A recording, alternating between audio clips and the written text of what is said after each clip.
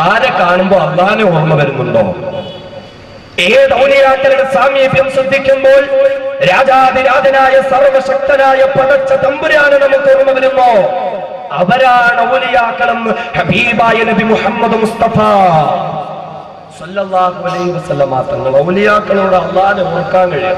ഇന്ന് നമ്മൾ ചിന്തിക്കുന്ന ഔലിയാക്കളുടെ പേരിൽ എന്തൊക്കെയാ നടക്കുന്നത്? ഔലിയാക്കളുടെ പേരിൽ എന്തൊക്കെയാ നടക്കുന്നത്? ചന്ദനക്കുട മഹോത്സവം എന്ന പേരിൽ പേക്കൂട്ട് നടത്തിക്കൊണ്ടിരിക്കുകയല്ലേ ഈ സമുദായം? ഏത് ഔലിയാക്കളോട് പടച്ചവനെ ഓർക്കാൻ പറഞ്ഞോ ആ ഔലിയാക്കളുടെ പേര് പറഞ്ഞുകൊണ്ട് പൂരപ്പറമ്പിലെ ഉത്സവങ്ങളെ പോലും തോൽപ്പിക്കുന്ന രീതിയിൽ മംഗലാംകുന്ന കർണനെയും മംഗലാംകുന്ന കേശവനെയും അതേപോലെ തന്നെ ഒരുപാട് ലക്ഷക്കണക്കിന് രൂപ കൊടുത്തുകൊണ്ട് ഓരോ ദിവസവും വാടകയ്ക്കെടുക്കുന്ന കൊമ്പന്മാരെ നിലനിർത്തിക്കൊണ്ട് പൂരപ്പറമ്പിനെ തോൽപ്പിക്കുന്ന രീതിയിൽ ഔലിയായിന്റെ പേരിൽ ചന്ദനക്കുട മഹോത്സവം നടത്തപ്പെടുമ്പോൾ കഴിയുന്നുണ്ടോ മുസ്ലിം സമുദായത്തിലെ ചെറുപ്പക്കാർക്ക് അതിനെ എതിർക്കാൻ? ഏത് ദീൻ പഠിപ്പിച്ചതാ ഇത്? ഏത് ഔലിയാക്കളാ അല്ലെങ്കിൽ ഈ ചന്ദനക്കുടമൊക്കെ നടത്തിയത്? നമ്മളൊന്ന് ചിന്തിച്ച്, ഇതൊന്നും ദീനുമായി അംഗീകരിച്ചു പോകാൻ പറ്റുന്ന കാര്യങ്ങളല്ല. ഇതൊന്നും ദീനുമായിട്ട് ബന്ധപ്പെട്ട കാര്യങ്ങളല്ല. അള്ളാഹു എതിർത്ത കാര്യങ്ങൾ, പടച്ചവൻ വെറുത്ത കാര്യങ്ങൾ അല്ലേ? ഇന്നിപ്പോ തൃശ്ശൂരിന്റെയും മലപ്പുറത്തിന്റെയും ഭാഗങ്ങളിലേക്ക് പോയാൽ നമുക്ക് കാണാൻ കഴിയും ചില ചന്ദനക്കുട മഹോത്സവങ്ങൾ. ഈ റസൂലുള്ളാഹിന്റെ കാലത്തില് സ്വഹാബാക്കൾ നേർച്ച കൊടുക്കുമായിരുന്നു. എന്തിനാ? ഒട്ടകങ്ങളെയും ആടുകളെയും കുതിരകളെയും ഒക്കെ നേർച്ച കൊടുക്കുമായിരുന്നു. ഇന്നിപ്പോ നമ്മൾ എന്ത് ചെയ്തു? 21ാം നൂറ്റാണ്ടിലെ മുസൽമാൻ സ്വഹാബാക്കളെ കടത്തിവിട്ടുക. ഞങ്ങൾക്ക് ആടും ഒട്ടകമൊന്നും കൊടുക്കാൻ പറ്റൂല. ഇന്നിപ്പോ നേർച്ച എന്താ? മംഗലാംകുന്ന കർണൻ ആനയെ നേർച്ച കൊടുക്കുക. ചന്ദനക്കുടം എന്നതിന്റെ പേരിൽ, മുസ്ലിം സമുദായത്തിന്റെ പേരിൽ ഇല്ലാത്ത ആഘോഷങ്ങളും ഉത്സവങ്ങളും നടത്തപ്പെടുക, എന്ന കാനകളെ നേർച്ച കൊടുക്കുക. ജീവിതത്തിന് സമാധാനം ഉണ്ടാകാൻ അബൂബക്കർ ഹാജി നേർച്ച മംഗലാംകുന്ന കർണൻ അല്ലേ? എവിടെ എത്തി സമുദായത്തിന്റെ അവസ്ഥ? എവിടെ എത്തി സമുദായത്തിന്റെ അവസ്ഥ? ഏത് ഔലിയാക്കൾ കാരണമായി അള്ളാഹുവിനെ ഓർക്കണമെന്ന് അള്ളാഹുവിന്റെ ഹബീബ് പറഞ്ഞു. ആ ഔലിയാക്കളുടെ പേര് പറഞ്ഞുകൊണ്ട് കൊല്ലം ഷാഫിയുടെയും താജുദ്ദീൻ വടകരയുടെയും മ്യൂസിക്കോട് കൂടിയ ഗാനമേളകൾ ഈ സമുദായത്തിൽ നടത്തപ്പെടുമ്പോൾ ഇതാണോ ഔലിയാക്കളോടുള്ള സ്നേഹം? ഇതാണോ ഔലിയാക്കളോടുള്ള ബഹുമാനം? അല്ലെ? ഇനിയിപ്പോ റബീഉൽ അവ്വൽ നബിദിനം വരികയാണ് അല്ലെ? നബിദിനത്തിന്റെ പേരിൽ സന്തോഷിക്കാം, ഇസ്ലാമിന്റെ ചട്ടക്കൂട്ടിൽ നിന്നുകൊണ്ട് ആഘോഷിക്കാം, അന്നദാനങ്ങൾ നടത്തപ്പെടട്ടെ, ദീനീ സദസ്സുകൾ നടത്തപ്പെടട്ടെ, ഹബീബായ റസൂലുള്ളാഹി തങ്ങളുടെ പേരുള്ള അനുവദനീയമായ അപദാനങ്ങൾ പാടി പുകഴ്ത്തപ്പെടട്ടെ. പക്ഷേ അതിനുവേണ്ടി ഉലമാക്കൾ, മഹാനായ ഇമാം സുയൂത്തി അടക്കമുള്ളവർ അതിനുവേണ്ടി തെളിവ് പറഞ്ഞിട്ടുണ്ട് എങ്കിൽ ആ തെളിവ് പിടിച്ചുകൊണ്ട് എവിടെ നിന്നെങ്കിലും ഒരു ലോറി പിടിച്ച് അതിലേക്ക് കുറെ ബോക്സുകളും കെട്ടിവെച്ച് AR റഹ്മാന്റെ മ്യൂസിക് ഇട്ടുകൊണ്ട് ശബരിമലയിലേക്ക് പോകുന്ന ഹൈന്ദവ സഹോദരങ്ങളായ സ്വാമിമാരെ പോലും തോൽപ്പിക്കുന്ന രീതിയിൽ നടു റോട്ടിൽ കിടന്ന് ഡപ്പാങ്കൂത്ത് കളിക്കാൻ ഈ സമുദായത്തിന് മടിയില്ലാതെ പോയെങ്കിൽ ആരുടെ പേര് പറഞ്ഞ? ഹുബ്ബുർ റസൂലിന്റെ പേര് പറഞ്ഞത് അല്ലേ? ഹുബ്ബുർ റസൂലിന്റെ പേര് പറഞ്ഞത് അറിയോ? അനുവദനീയമാ, കുഴപ്പമൊന്നുമില്ല. ഇമാം സുയൂത്തി റഹ്മത്തുള്ളാഹി അദ്ദേഹത്തിന്റെ കിതാബിൽ വ്യക്തമായി പറഞ്ഞു. പക്ഷേ അത് പറയുമ്പോൾ അതേ ഭാഗത്ത് ഇമാം സുയൂത്തി റഹ്മത്തുള്ളാഹി പറഞ്ഞെന്താന്ന് പറയോ? ആഘോഷിച്ചോ, നിങ്ങൾ സന്തോഷിച്ചോ, ഒരു ഹറാം പോലും വരാൻ പാടില്ല. ഹറാം എന്നല്ല, ഒരു കറാഹത്ത് പോലും വരാൻ പാടില്ല. ഈ രീതിയിൽ ആഘോഷിക്കാനാ പറഞ്ഞേ, ഈ രീതിയിൽ ആഘോഷിക്കാനാ പറഞ്ഞത്. ഇത് ചെറുപ്പക്കാർക്ക് ഹുബ്ബുൻ നബി എന്ന പേരിൽ ഒരു ഇളക്കമാണല്ലോ. 11.5 മാസവും അല്ലാണ്ട് റസൂലിനെ വേണ്ട അല്ലേ? 11.5 മാസവും അല്ലാണ്ട് റസൂലിനെ വേണ്ട. റബീഉൽ അവ്വൽ 1 മുതൽ 12 വരെ അല്ലാഹുവിന്റെ റസൂലിനോട് എന്ത് സ്നേഹമാവണോനെ. കുറെ പച്ച തോരണങ്ങളും കെട്ടി എവിടെ നോക്കിയാലും പച്ചയാ. ഇതാണോ സ്നേഹത്തിന്റെ അടയാളം അല്ലേ? ബൈക്കിന്റെ ഹാൻഡിന്റെ 2 സൈഡും പച്ചയുണ്ടാവും, കൈയുടെ 2 തണ്ടയിലും പച്ചയുണ്ടാവും, കഴുത്തിൽ ഒരു പച്ച റിബൺ ഉണ്ടാവും, റബീഉൽ അവ്വൽ 12 തലയിൽ ഒരു പച്ച റിബൺ ഉണ്ടാവും. വേണമെങ്കിൽ ഒന്ന് പിടിച്ചു നിർത്തി പരിശോധിച്ച അടിവസ്ത്രവും ചിലപ്പോ പച്ചയായിരിക്കും. എന്താ ന്യായം? ഹുബ്ബുർ റസൂൽ. ഇതാണോ ഹുബ്ബുർ റസൂൽ? ഇങ്ങനെ അനാചാരങ്ങൾ നടത്തിയാണോ റസൂലുള്ളാഹിനെ സ്നേഹിക്കേണ്ടത്? അല്ലാഹുവിന്റെ ഹബീബ് ചോദിക്കുന്നു, എന്നോട് നിങ്ങൾക്ക് സ്നേഹമുണ്ടോ? എന്നോടൊപ്പം സ്വർഗത്തിൽ വരാൻ നിങ്ങൾ താല്പര്യപ്പെടുന്നുണ്ടോ? എങ്കിൽ അല്ലാഹുവിന്റെ ഹബീബ് പഠിപ്പിച്ചതെന്താണ്? മൻ അഹബ്ബ സുന്നതി ഫഖദ് അഹബ്ബനി. ആരാണോ എന്റെ സുന്നത്തുകളെ ഇഷ്ടപ്പെടുന്നത്, ആരാണോ ഞാൻ ദാടി വളർത്തിയ പോലെ ദാടി വളർത്തുന്നത്, ആരാണോ ഞാൻ തൊപ്പി ധരിച്ച പോലെ തൊപ്പി ധരിക്കുന്നത്, ആരാണോ ഞാൻ വസ്ത്രം ധരിച്ച പോലെ വസ്ത്രം ധരിക്കുന്നത്, ആരാണോ ഞാൻ വിവാഹം നടത്തിയ പോലെ വിവാഹം നടത്തുന്നത്, ആരാണോ ഞാൻ മരണാനന്തര കർമ്മങ്ങൾ നടത്തിയ പോലെ കർമ്മങ്ങൾ നടത്തുന്നത്, ആരാണോ ഞാൻ പഠിപ്പിച്ച പോലെ കച്ചവടം നടത്തുന്നത്, ആരാണോ ഞാൻ പഠിപ്പിച്ച പോലെ ജീവിക്കുന്നത്, എന്റെ സുന്നത്തിനെ ആരിഷ്ടപ്പെടുന്നോ, മൻ അഹബ്ബ സുന്നതി ഫഖദ് അഹബ്ബനി, അവനാണ് എന്നോട് സ്നേഹമുള്ളത്. എന്റെ സുന്നത്തിനെ ഇഷ്ടപ്പെടുന്നവനാ എന്നോട് സ്നേഹമുള്ളത്. അതല്ലാതെ റബീഉൽ അവ്വലിന് പച്ചക്കൊടിയും പിടിച്ച റോട്ടില് ചുള്ളിക്കളിച്ചിട്ട് കാര്യമില്ല ചെറുപ്പക്കാരാ. 11 മാസക്കാലവും ക്ലീൻ ഷേവായി വടിച്ചുകൊണ്ട് നടന്നിട്ട് ഒരു നിസ്കാരം പോലുമില്ലാതെ ജുമുഅക്കോ പെരുന്നാളിനോ മാത്രം പള്ളിയിലേക്ക് കയറിയിട്ട് ഒരു റബീഉൽ അവ്വലിന് ഹബ്ബുർ റസൂലിന്റെ കൊടിയും പിടിച്ച് തെരുവോരങ്ങളിലേക്ക് ഇറങ്ങിയിട്ട് വഴിയിൽ നിന്നും ഉപദ്രവകരമായ കാര്യങ്ങളെ നീക്കം ചെയ്യൽ ധർമ്മമെന്ന് പഠിപ്പിച്ച മുഹമ്മദ് മുസ്തഫ ആ പ്രവാചക പൊങ്കവരുടെ പേര് പറഞ്ഞുകൊണ്ട് വഴിയിൽ ബ്ലോക്ക് ഉണ്ടാക്കാനും വഴിയിൽ ജാഥ നടത്താനും വഴിയിൽ പ്രശ്നമുണ്ടാക്കാനും വണ്ടി തടഞ്ഞു നിർത്തി പിരിവ് നടത്താനും ഓടി നടക്കുന്ന ചെറുപ്പക്കാരാ. ഇല്ല പൊന്നുമോനെ, അതൊന്നും സ്നേഹമല്ലട. മൻ അഹബ്ബ സുന്നതി, എന്റെ സുന്നത്തിനെ ആരിഷ്ടപ്പെടുമോ, എന്റെ സുന്നത്തിനെ ആരിഷ്ടപ്പെടുമോ, ഫഖദ് അഹബ്ബനി,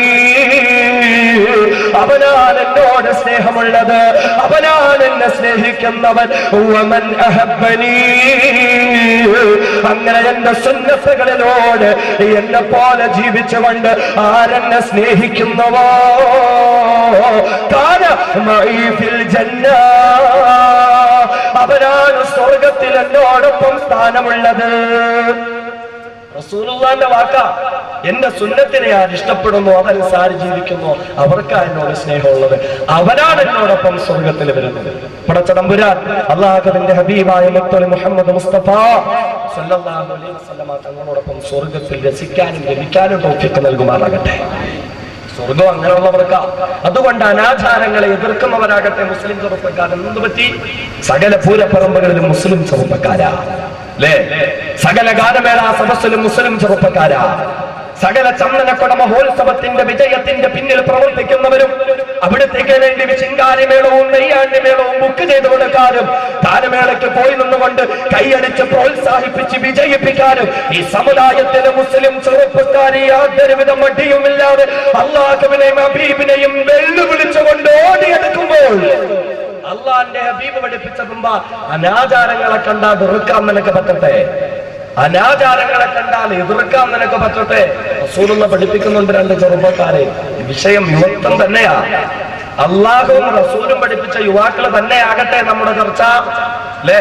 ഇന്നിപ്പോ എന്തായി? പിരിവിന് വേണ്ടി വരും. ചന്ദനക്കുട മഹോത്സവത്തിന് പിരിവ് ഔലിയാക്കളുടെ പേരിൽ ഒന്നു ചേരാൻ തെറ്റൊന്നുമില്ല. അവരുടെ ഖബറ് സിയാറത്ത് ചെയ്യേണ്ട രീതിയിൽ സിയാറത്ത് ചെയ്യാൻ തെറ്റില്ല.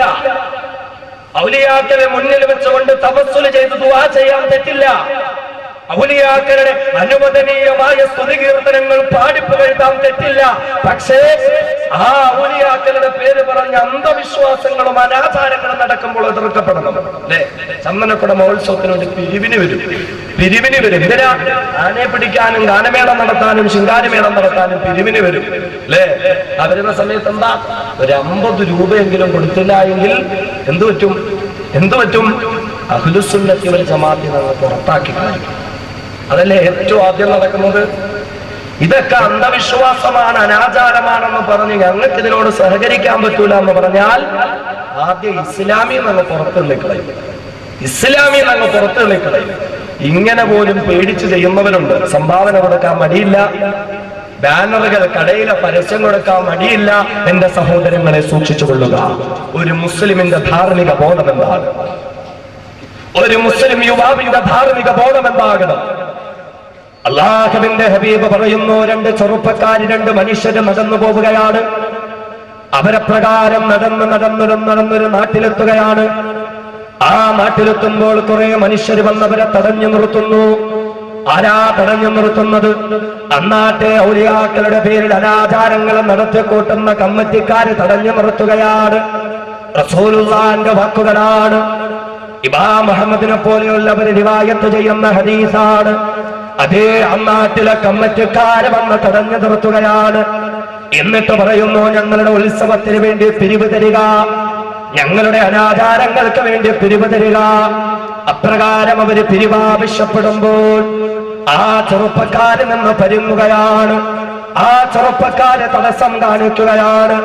വീണ്ടും അവരവരെ ഭയപ്പെടുത്തുകയാണ്. അതിൽ നിന്നുള്ള ഒരു മനുഷ്യനിതാ പരിധി നടക്കുകയാണ്. എന്തെങ്കിലും ഒന്ന് സംഭാവന കൊടുക്കാൻ കഴിയുമോ? സംഭാവന പിരിവിന്റെ കുറ്റിയുമായി കടയിലേക്ക് വരുമ്പോൾ 10 രൂപയെങ്കിലും വിട്ടുകൊടുത്തില്ല എങ്കിൽ മോശമെന്ന് കരുതി പോകുന്ന എന്റെ പ്രിയപ്പെട്ട മുസ്ലിം, പിരിവിന് വേണ്ടി വരുന്നവർക്ക് അല്പമെങ്കിലും പണം കൊടുത്തില്ല എങ്കിൽ അതെത്രയോ മോശമെന്ന് കരുതുന്ന എന്റെ പ്രിയപ്പെട്ട പെങ്ങള്, അല്ലാഹുവിന്റെ ഹബീബ് പറയുന്നത് സൂക്ഷിച്ചു കൊള്ളട്. റസൂലുള്ളാഹി തങ്ങൾ പറയുകയാണ്, ഒരു മനുഷ്യനിതാ കറങ്ങി നടക്കുകയാണ്. ഒന്നും കിട്ടുന്നില്ല സംഭാവന കൊടുക്കാൻ, ഒന്നും കിട്ടുന്നില്ല സംഭാവന കൊടുക്കാൻ.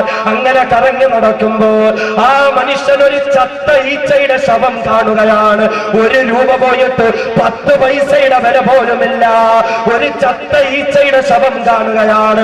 ആ മനുഷ്യൻ പെട്ടെന്ന് ആ ചത്ത ഈച്ച എടുക്കുകയാണ്. എന്നിട്ട് കമ്മിറ്റിക്കാരുടെ മുന്നിലേക്ക് തരികയാണ്. നിങ്ങൾക്ക് വേണ്ടി തരാ, എന്റെ കയ്യിൽ നയാ പൈസ പോലുമില്ല, എന്റെ കയ്യിൽ ഒന്നുമില്ല. അതുകൊണ്ട് എന്റെ സംഭാവനയായി ഈ ചത്ത ഈച്ചയെ നിങ്ങൾ സ്വീകരിക്കുമോ? ഈ ചത്ത ഈച്ചയെ നിങ്ങൾ സ്വീകരിക്കുമോ? ആ മനുഷ്യൻ ആ ചത്ത ഈച്ചയെ അവരുടേതായ പിരിവ് വഞ്ചിയിലേക്ക് ഇട്ടുകൊടുക്കുകയാണ്. ചത്ത ഈച്ച എങ്കിൽ ചത്ത ഈച്ച നമ്മളോട് സഹകരിക്കാൻ തയ്യാറായല്ലോ, താങ്കൾ നൽകിക്കൊള്ളുക. ആ മനുഷ്യൻ അതിന് കൊടുക്കുകയാണ്. അവരതിനെ സ്വീകരിക്കുകയാണ്. എന്നിട്ട് രണ്ടാമത്തെ മനുഷ്യനോട് പറയുന്നു, നീയും എന്തെങ്കിലും സംഭാവന നൽകുക, നീയും എന്തെങ്കിലും സംഭാവന നൽകുക.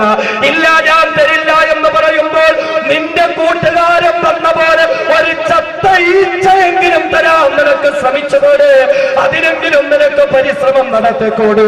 ആ മനുഷ്യൻ പറയുന്ന, ഇല്ല ഇല്ല, എന്റെ ജീവൻ പോയാലും എന്റെ ജീവൻ എടുക്കുമെന്ന് പറഞ്ഞാലും ഇല്ല ഇല്ല, നിങ്ങളുടെ ഈ അനാചാരങ്ങൾക്ക് വേണ്ടി ഒരു ചത്ത ഈച്ചയെ പോലും തരാൻ എനിക്ക് പറ്റില്ല, ഒരു ചത്ത ഈച്ചയെ പോലും തരാൻ എനിക്ക് പറ്റില്ല.